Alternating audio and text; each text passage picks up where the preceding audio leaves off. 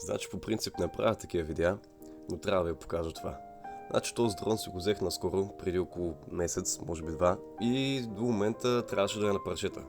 Пускал съм го в стена още на първия ден, после го пуснах още много пъти докато снимах, понеже той има AI и съответно може да прави видеа сам. Обаче не знае къде се намира и се блъска. Аз пък с дистанционното съм го удрал в жици за ток, те минават кабелите горе между градовете. Обаче черешката на тортата беше преди една седмица, когато падна във вода.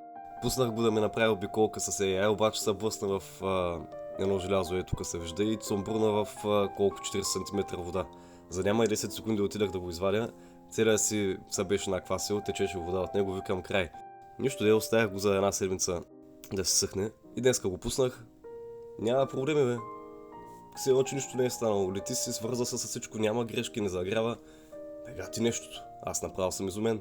Пък нали знаете как е с електрониката, аз съм си изтървал телефона, например, за 2 секунди във вода и беше достатъчно вече да не мога да се пусне никога повече.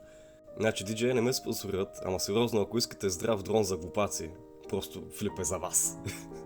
То не знам, DJI мен ли да спонсорира, а аз ли да спонсорирам тях. Тъй де. Айде, чао.